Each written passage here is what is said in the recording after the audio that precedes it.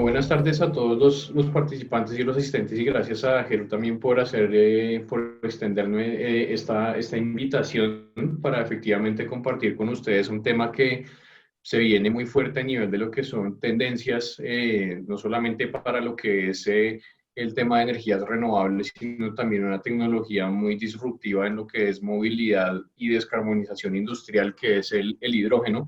Es un tema que venimos trabajando muy fuertemente en la región desde hace un par de años y bueno, quisiera compartirles con ustedes hoy muy brevemente en unos 20-25 minutos algunas cosas básicas acerca de la tecnología del hidrógeno y también algunos prospectos de por qué podría ser interesante explorarlo en Centroamérica y particularmente en Guatemala. Entonces, voy a iniciar simplemente hablándoles un poco acerca de la empresa para la cual trabajo. No me va a tomar mucho tiempo ahí. Yo trabajo para una empresa que se llama Inicio. Es una empresa de consultoría que se enfoca principalmente en temas de energía y transporte. Tenemos oficinas en Europa, particularmente en Bruselas, donde está la casa matriz. Yo trabajo en la oficina de Bogotá. Desde aquí hacemos, digamos, la mayoría de los proyectos para la región. Todo lo que es zona andina y Centroamérica lo trabajamos desde acá. Y desde Buenos Aires y Santiago, pues se trabaja el Cono Sur. Y pues ahí pueden ver, digamos, otras de las oficinas en las que, bueno, otras de las oficinas que tenemos.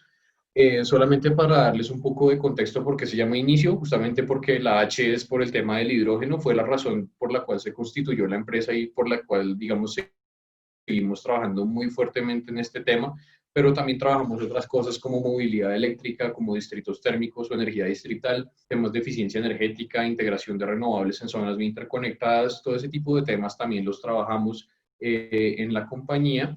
Y entre los clientes que tenemos, pues tenemos tanto empresas del sector privado, particularmente muchas de ellas, ustedes reconocerán, hay empresas del sector eléctrico, empresas del sector gas, empresas petroleras, usuarios finales y productores de celdas de combustible y electrolizadores, ese tipo de cosas.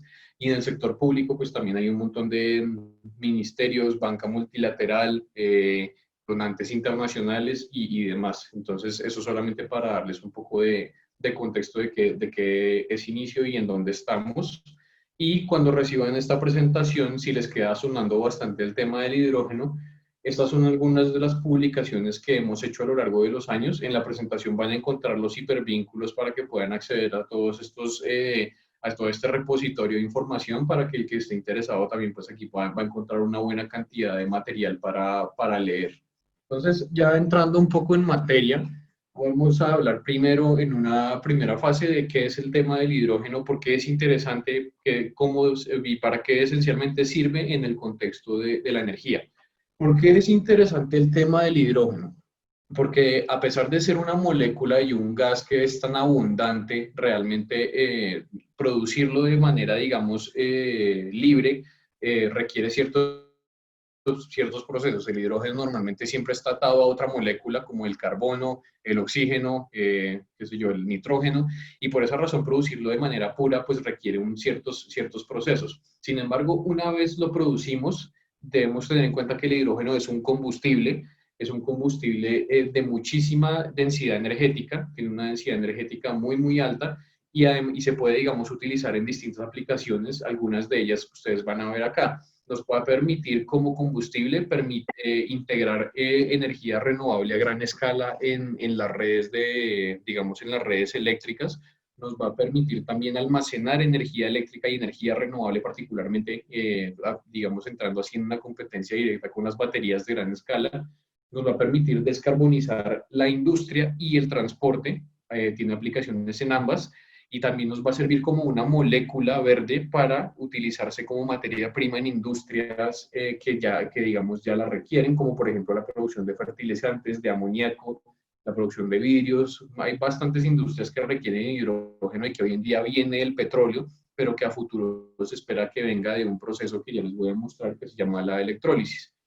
¿Por qué hablar de hidrógeno conectando a todos estos segmentos? Básicamente, si uno mira este esquema y este diagrama, que creo que es uno de los centrales de esta presentación, van a entender muy fácilmente por qué el hidrógeno se centra en toda la mitad de esta cadena.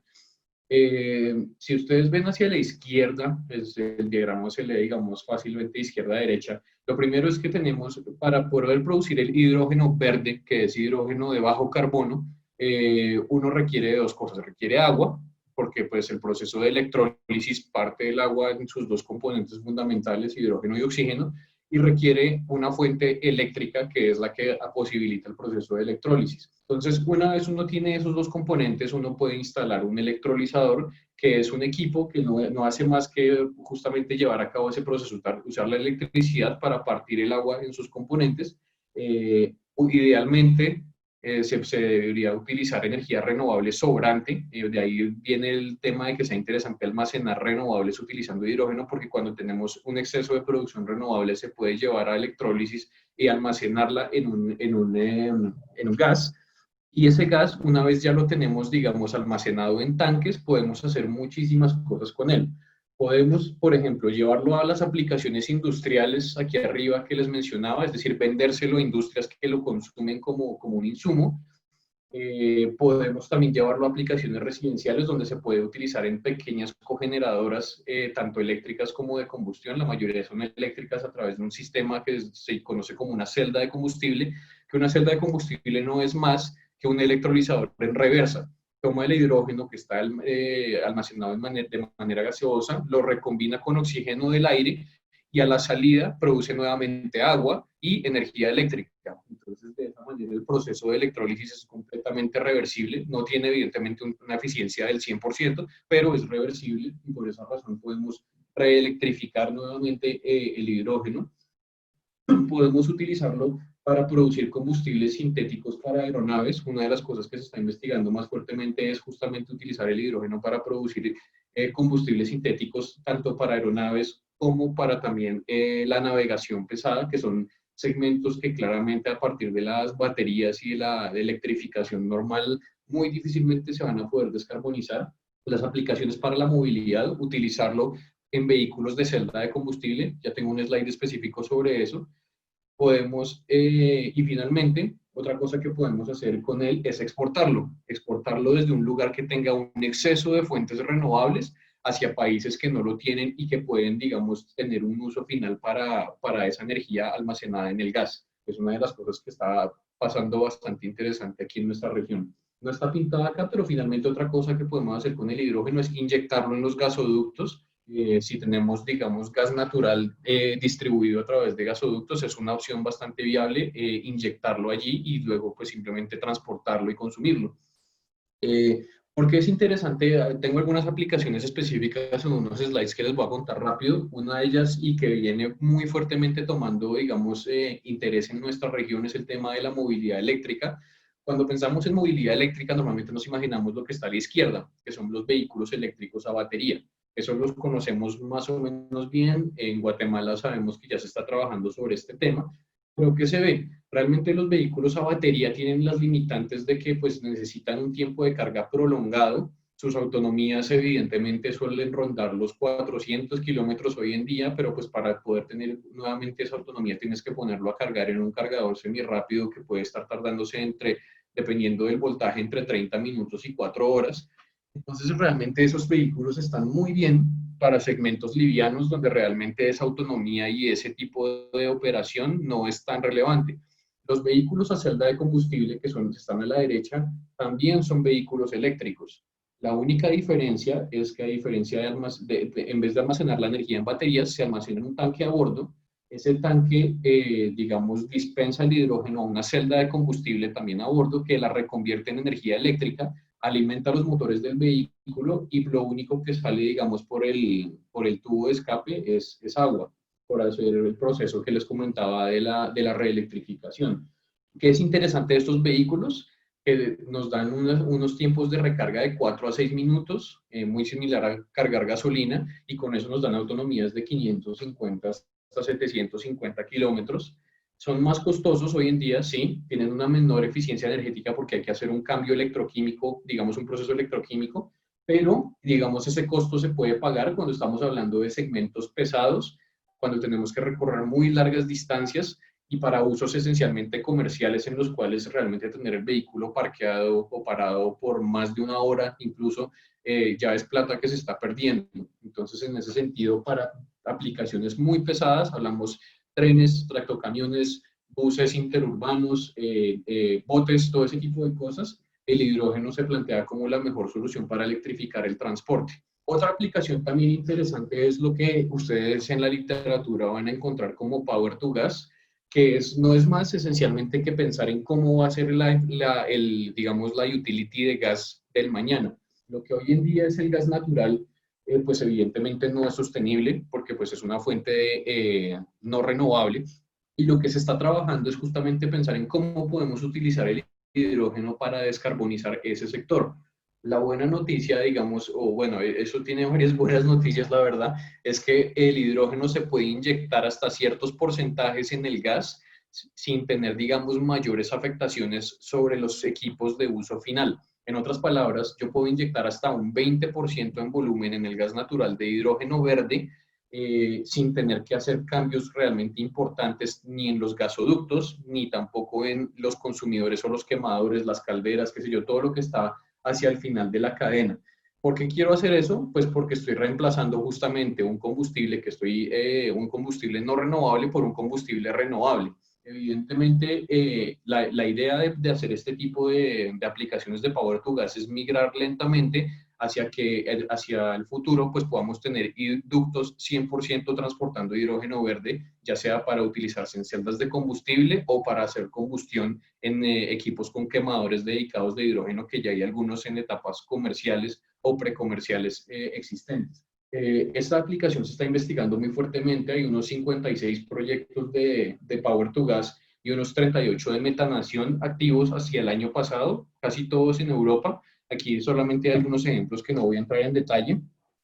No mencioné la metanación porque justamente una de las cosas muy bonitas que tiene esta tecnología es que si logramos producir hidrógeno verde de bajo costo y además logramos de manera paralela desarrollar una manera costo eficiente de hacer captura de CO2, que es otra de las tecnologías que ahorita también se está moviendo muy fuertemente, el CO2 recapturado con el hidrógeno verde pueden recombinarse en un proceso químico para producir metano 100% verde, es decir, en otras palabras, estamos produciendo gas natural completamente sintético. Es otro de los posibles futuros que puede tener esta industria y hacia eso también se está trabajando con varios procesos de metanación. Uno de ellos, proyectos de metanación, uno de ellos que justamente viene hacia el otro año en nuestra región, particularmente en Chile. Um, Esto era lo que les mencionaba. El hidrógeno, como es una molécula que es muy versátil, puede recombinarse con muchas otras moléculas verdes. Podemos utilizarlo para esencialmente producir de todo, producir metano, como les comentaba, podemos producir metano con CO2 recapturado y es un metano básicamente producido con cero emisiones. Podemos sintetizar combustibles a través del proceso de Fischer-Tropsch. Esencialmente, esto, digamos, es una tecnología que todavía no está en etapa comercial, pero se está desarrollando la manera de producir y diésel y también y queroseno, es decir, combustibles que hoy en día conocemos, pero sintetizados completamente, hemos dicho, sin tener que utilizar petróleo ni hidrocarburos en ninguna de sus fases, sino simplemente producir diésel y producir jet fuel utilizando hidrógeno y CO2 recapturado principalmente. Y el Power to Ammonia, que es producir amoníaco, que el amoníaco es si ustedes, alguno de ustedes está en la industria química, sabrá que es un insumo industrial de muy alta demanda y además nos sirve para transportar el hidrógeno de manera un poco más segura porque ahí si lo llevamos a amoníaco no necesitamos transportarlo de manera gaseosa, sino se puede transportar de manera líquida y después hacer nuevamente una reversión para volver a obtener el hidrógeno a partir del amoníaco líquido. Entonces, muchísimas aplicaciones posibles realmente, y eso nos pinta, nos lleva hacia la segunda sección y es hacia dónde se está moviendo esta tecnología y qué se espera que sea el futuro de la tecnología. Todas las hojas de ruta que uno se encuentra realmente prevén que hacia el 2030, entre 2030 y 2050, la demanda de hidrógeno va a tener, digamos, un crecimiento exponencial, particularmente en lo que son nuevas aplicaciones. Las aplicaciones actuales, que son el consumo de hidrógeno para industrias, para energía, que son las que son un poco más convencionales, van a digamos, quedar rezagadas contra las nuevas aplicaciones que son las que están en azul, ya sea energización, generación, que es hidrógeno 100% limpio, la movilidad cero emisiones o el almacenamiento de renovables y prestar servicios de buffering justamente como almacenamiento a gran escala para integrar más renovables en la red. Entonces, si ustedes pueden ver acá, básicamente el consumo de hidrógeno se va a disparar muy fuertemente del 2030 para adelante y por eso es que muchos países están, digamos, preparándose para esto. Cosas interesantes que también están pasando es que, y esto lo mencioné, y es una de las oportunidades que nos brinda esta industria, es que el hidrógeno se va a convertir posiblemente en el petróleo o en el commodity del mañana. Ya vieron todas las aplicaciones que tiene, ya vieron cómo se puede producir de manera sostenible a través de la electrólisis, pero la electrólisis, para realmente ser un proceso que nos dé hidrógeno de bajo costo, necesita un insumo fundamental y es tener energía renovable también de muy bajo costo. Y como ustedes saben, los países que están en verde son países que tienen, digamos, de los costos de producción de energías renovables más bajos del mundo.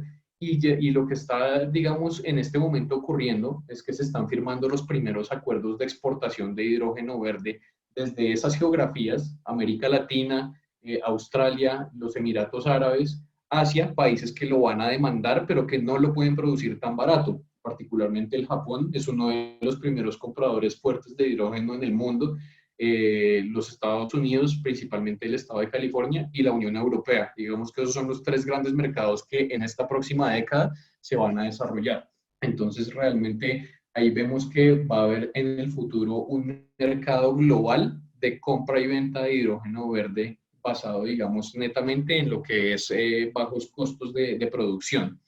Eh, Cosas interesantes que también están pasando, más de ya 20 países han empezado a trabajar particularmente el tema del hidrógeno, no necesariamente con proyectos, pero sí a lo menos preguntarse como, bueno, ¿y cómo voy a entrar yo en esta nueva economía? Plantear hojas de ruta para el hidrógeno, realmente evaluar cuál es la demanda interna, qué se puede hacer frente a la demanda externa, soy yo un posible exportador, tengo las condiciones para producir hidrógeno a buenos costos. Entonces, muchos países están haciendo esa pregunta y en esta, digamos, gráfica, entre más azul, o sea, entre más oscuro la sombra de azul, quiere decir que están más avanzados en lo que son acciones para fomentar la producción y el aprovechamiento del hidrógeno. Pues ahí ustedes pueden ver muy fuertemente focos en la Unión Europea, evidentemente Japón también lo mencioné, Corea del Sur es otro de los polos de desarrollo actual de la tecnología, pero lo interesante de este mapa es ver que América Latina está empezando también a dar sus primeros pasos en desarrollar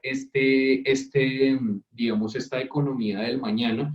Y justamente les voy a mostrar en un slide muy rápidamente el por qué. Esta tercera y última sección simplemente es para mostrar qué está pasando en la región y qué oportunidades hay sobre esta tecnología pensando hacia los próximos 30 años. ¿Qué está pasando a este año en hidrógeno en América Latina?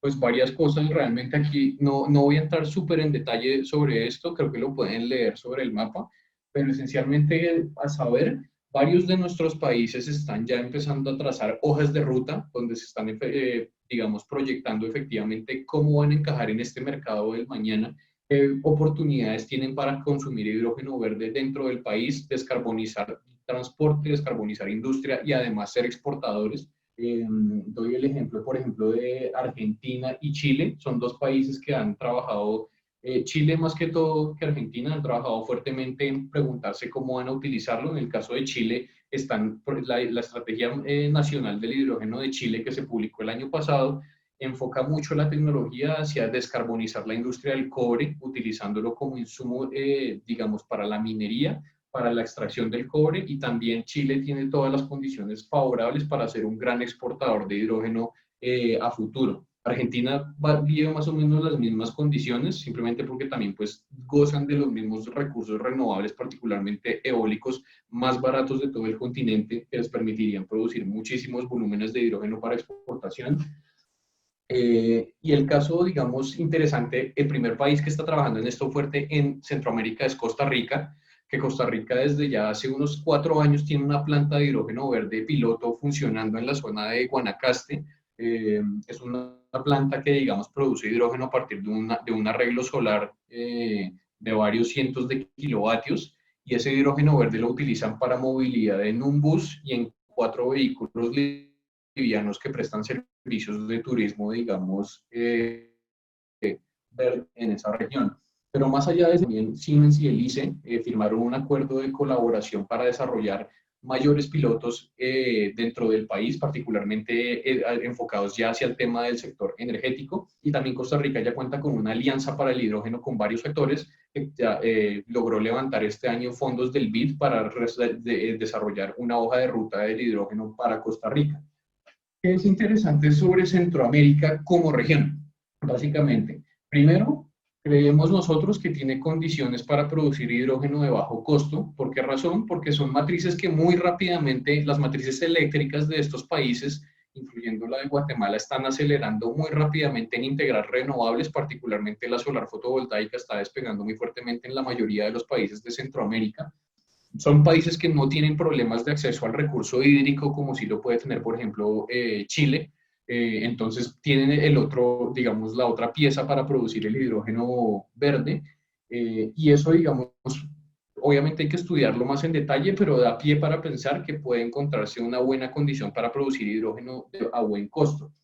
Segundo, a nivel de oportunidades, son países que a nivel interno tienen una gran oportunidad, es que son países que tienen una geografía tan accidentada que el transporte carretero, particularmente el transporte de carga, se mueve todo por carreteras. Y ese sector particularmente es muy difícil de descarbonizar y quizás la respuesta para poder crear un mercado en el corto y mediano plazo puede ser atacar justamente la descarbonización del sector transporte pesado a través del uso de hidrógeno verde producido en la región. Lo otro es que también Centroamérica, por ser un istmo, pues bueno, sí, básicamente por ser, digamos, la posición geográfica que tiene, está muy bien posicionado para ser un exportador hacia los Estados Unidos, hacia Europa y hacia Asia. Es decir, tiene acceso básicamente a ambos océanos de manera sencilla y eso le da una posición bastante favorable para ser un muy buen exportador, digamos, de hidrógeno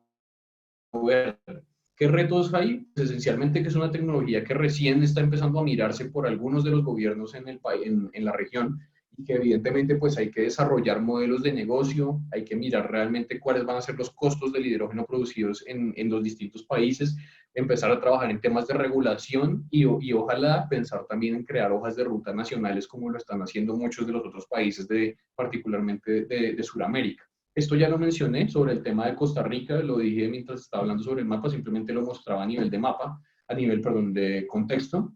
Aquí hay una foto que les quería mostrar. Esta foto fue tomada en el 2018 justamente en la planta de hidrógeno verde en Guanacaste y ahí tienen un bus de hidrógeno que pues no tiene nada llamativo, simplemente es un bus, pero pues lo interesante es que evidentemente pues es un bus completamente eléctrico con celda de combustible y a la izquierda pueden ver cómo se ve una hidrolinera o una estación de recarga de hidrógeno y en el fondo pues están los electrolizadores y la planta solar que no alcanzan a salir en esta foto.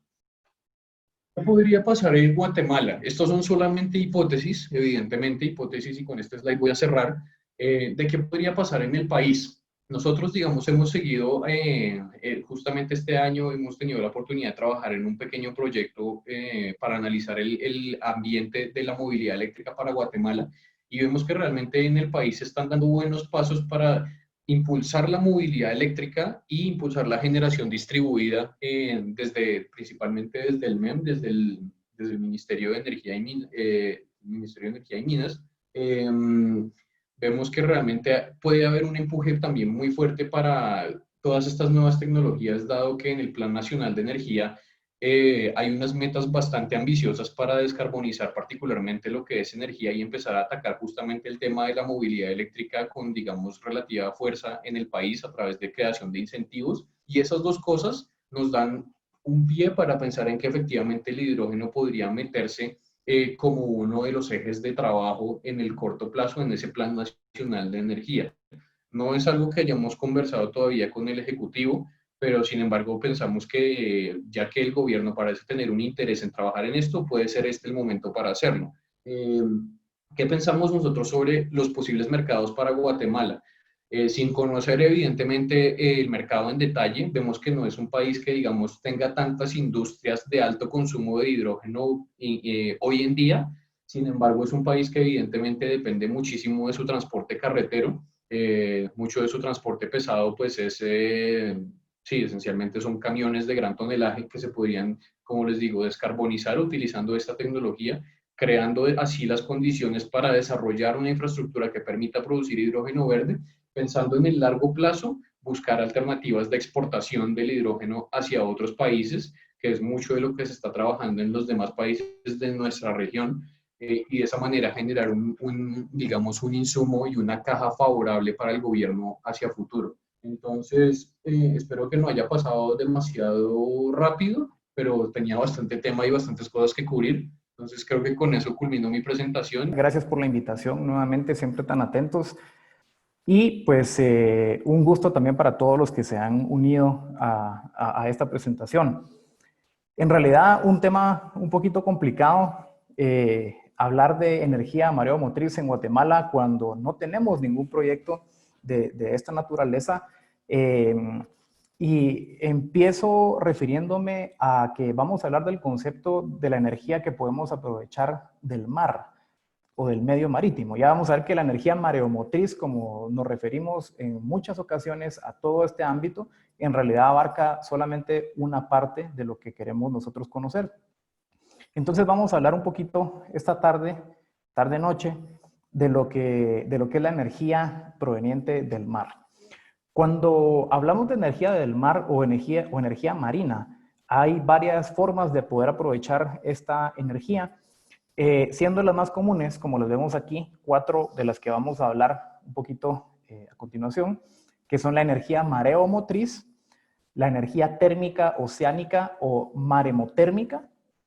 Como tercera encontramos la energía undimotriz u olamotriz, y por último la potencia osmótica o energía azul. Estas son las maneras en las que podemos aprovechar lo que el mar ofrece para generar energía renovable. De aquí van a partir varias tecnologías, y de hecho la mayoría de ellas son tecnologías en desarrollo y tecnologías disruptivas, por lo cual pues también es coherente con que en Guatemala no contemos con ningún proyecto de este tipo, pero pues ya veremos que en realidad hay oportunidades. Primero tenemos que entrar en contexto. En Guatemala tenemos la particularidad de contar con dos salidas al mar: al sur el Pacífico, al norte el Atlántico, y también con la particularidad de que en el Atlántico en realidad no estamos a mar abierto, sino estamos en un golfete, ¿no? Es decir, lo que nosotros reconocemos como Puerto Barrios, que de hecho aquí podemos ver Puerto Barrios, la entrada a Río Dulce para llegar al lago de Izabal, es un golfete, y golfete nos referimos como una estructura que está todavía dentro de un golfo, ¿no? Recordemos que si volteamos a ver un poquito más arriba, tenemos el Golfo de Yucatán, y esto sí resulta ser una barrera importante, una barrera natural importante para los fenómenos que finalmente podemos, o los fenómenos que provocan las oportunidades de generación de energía a nivel marino. Mientras que al sur, pues sí, estamos en mar abierto, y encontramos pues toda la zona del Pacífico disponible para algunas oportunidades que a continuación vamos a poder observar. Condiciones de país en tecnologías marinas, pues escasez de instrumentación y monitoreo, del medio marino a nivel general es una razón por la cual pues no hay proyectos aquí en Guatemala. Tenemos poca información acerca de el medio marino y su comportamiento en Guatemala. Un excelente referente que podemos tener a nivel de monitoreo del medio marino es España. Tiene una red de boyas de acceso público en la cual se puede recopilar información estadística, tanto para régimen normal, régimen de operación de buques, o bien régimen extremal, que va más bien en el orden de diseño de infraestructura, como rompeolas, protecciones costeras, regeneración de playas, en fin. Tenemos poca inversión en general en zonas costeras. En realidad, un puerto pequeño en el Pacífico, bueno, podemos decir 2 puertos en uno, porque tenemos en realidad 2 terminales, pero finalmente es una misma estructura que los abriga. No tenemos mucho desarrollo de nuestra zona costera a nivel industrial. Y también pues falta de integración de tecnologías disruptivas, principalmente porque tenemos que heredar de otros países. No hemos sido nosotros pioneros en la línea de proponer. Hay algo muy importante con lo cual quisiera empezar y es reconociendo cuál es el perfil de la costa que podemos manejar para entender en qué partes podemos generar diferentes tecnologías. Y encontramos aguas profundas o encontramos una zona de mayor profundidad hasta cierta distancia que posteriormente la vamos a poder aprovechar para la colocación de estructuras offshore, ¿okay? Y también tenemos una parte que es la más cercana a la playa, que es donde se provoca el fenómeno de oleaje. Hay que tener muy claro que son dos condiciones las que nos van a permitir nosotros aprovechar energía mecánica, ya que aquí estamos hablando de energía mecánica, el movimiento del agua es lo que vamos a poder aprovechar para generar energía, en donde una de ellas es la diferencia de mareas, de la cual voy a hablar en un momento más a detalle, y el oleaje. ¿Okay? El oleaje finalmente pues no es más que la transmisión de energía mecánica que se da en zonas de mar adentro por el impacto del aire o el roce del aire con la superficie del agua, pues las cuales van a viajar a través del medio acuático o a través del mar. Nosotros lo vamos a percibir como olas. ¿Okay? Esos vamos a tratar principalmente con ese tipo de fenómeno que se convierte en una ola rompiente cuando alcanza bajas profundidades. Ese es un concepto importante para nosotros, ¿no? La ola se viene propagando desde mar profundo, desde mar adentro, y cuando alcanza una profundidad baja es que la ola empieza a peraltarse y luego a romper. Entonces, en realidad lo que percibimos nosotros en la zona costera son olas o son ondas que vienen de más adentro y que hasta cierto punto van a permitirnos trabajar o van a permitirnos cierta zona de tranquilidad en el fondo cuando la profundidad es suficiente.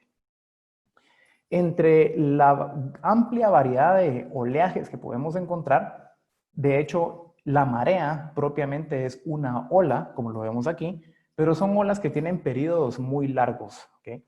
Y de esa manera, pues vamos a poder aprovechar ese movimiento de agua que sube y que baja. Es decir, la marea propiamente es una forma de oleaje que también vamos a poder aprovechar. Pero si nos damos cuenta, es únicamente un segmento que va entre periodos entre aproximadamente 8 y 0.1 segundos que vamos a poder aprovechar a nivel de energía de las olas. Entonces, pasando ya a las tecnologías que tenemos disponibles para poder generar, no en Guatemala, sino en general, primero tenemos OTEC, que es Ocean Thermal Energy Conversion. Esta tecnología lo que pretende es aprovechar el cambio de temperatura que tenemos entre la superficie del mar y profundidades mayores, en donde podríamos tener una idea o una factibilidad de un proyecto cuando tenemos una diferencia de profundidad aproximada de 1000 metros y 20 grados centígrados de diferencia de temperatura. Ese gradiente térmico lo podemos aprovechar para generar energía simplemente por el cambio de temperatura en el agua. Aquí hay una nota importante. Según el Laboratorio Nacional de Energía Renovable, se estima que existe un total de 60 millones de kilómetros cuadrados de océano en zonas tropicales. Importante pues, notar que estamos en una de ellas con un potencial equivalente a 250 millardos de barriles de petróleo. Es decir, hay mucha energía ahí. ¿Qué característica tiene esta tecnología? Pues que como subproducto del proceso es posible obtener agua fresca. Entonces, ¿cómo funciona esta tecnología? Podemos obtener agua caliente, digámoslo así, o agua a una temperatura superior en la superficie, mientras podemos obtener también agua fría del fondo, aproximadamente 1000 metros, 1 kilómetro, como anteriormente se indicaba.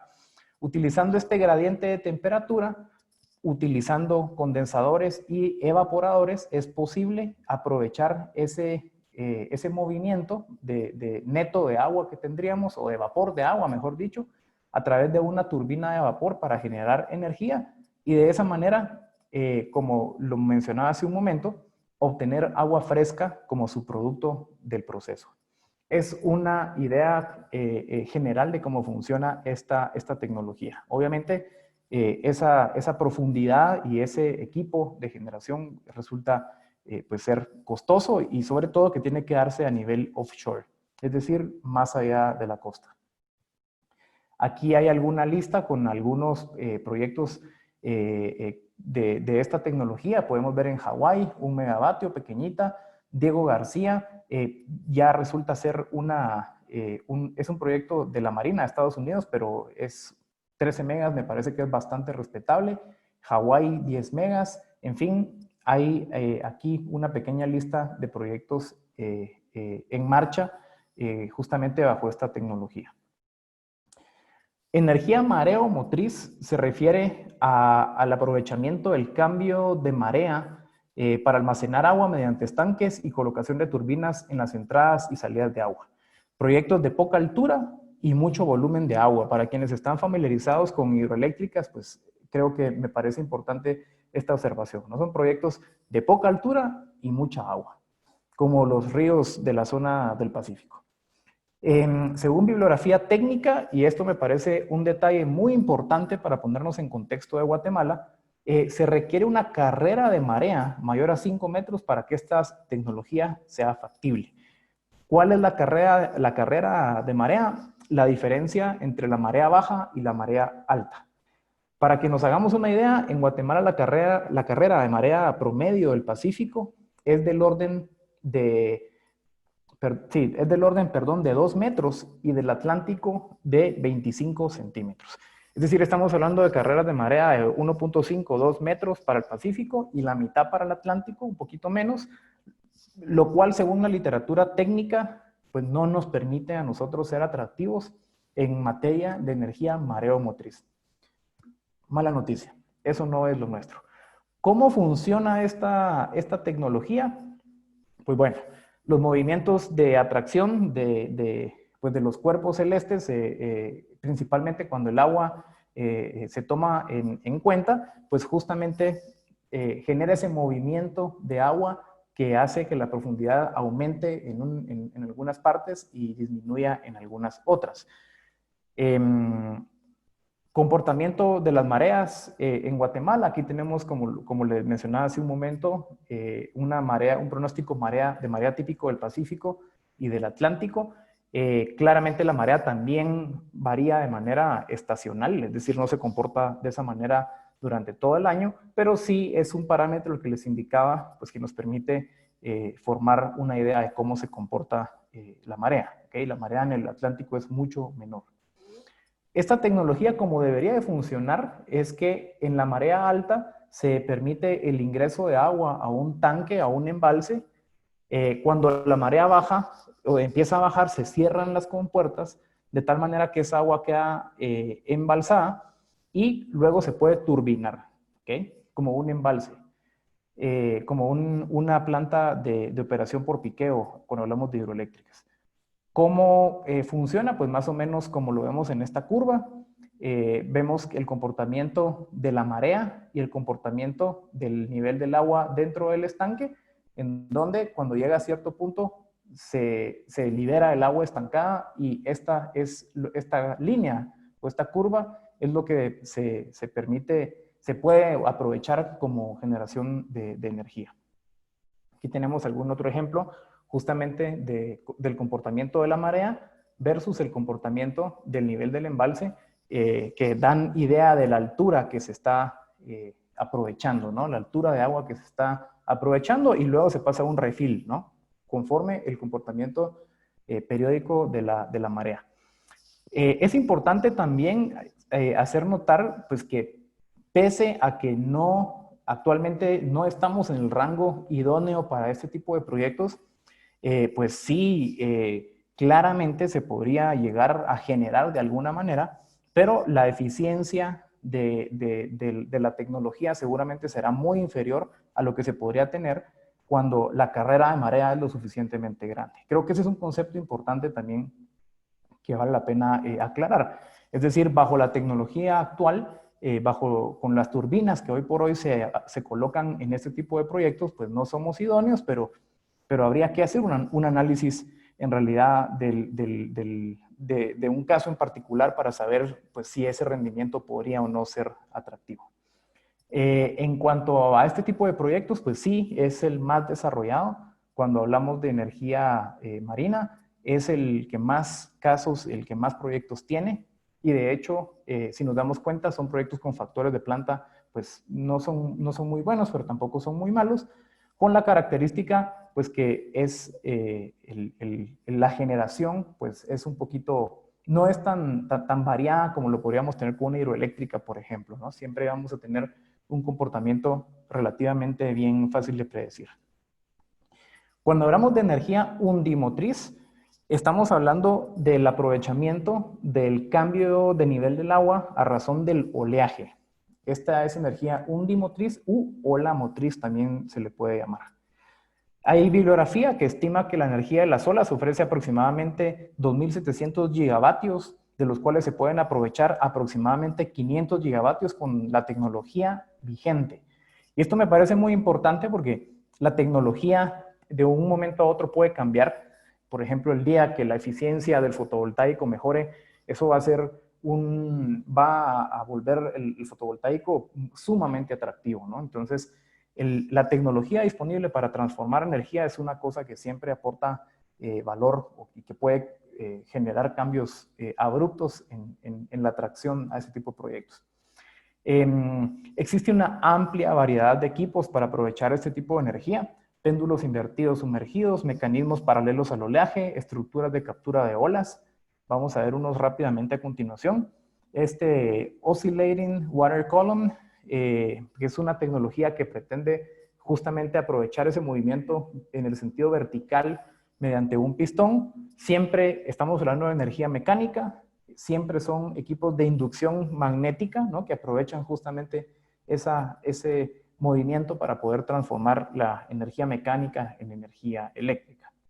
Dispositivos articulados, esto me parece bastante interesante, pero son prácticamente estructuras alargadas que van ortogonales a los frentes de onda, ¿okay? En sentido ortogonal a la línea costera. Máquinas de 750 kilovatios, 3 metros de diámetro y 142 metros de longitud. Son estructuras grandes.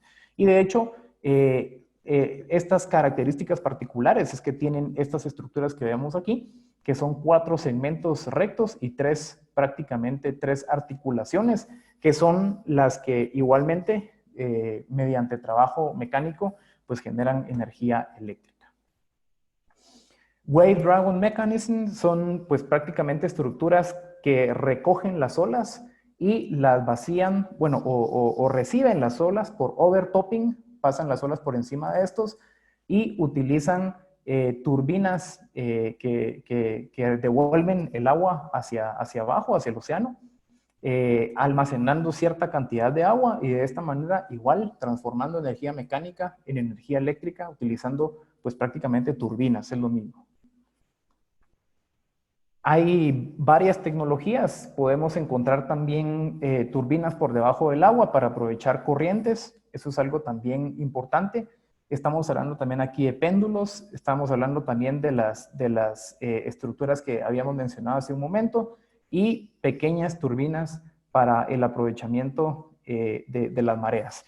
Es decir, esto lo menciono porque en realidad hay una variedad sumamente amplia de tecnologías para poder meter en el medio marino.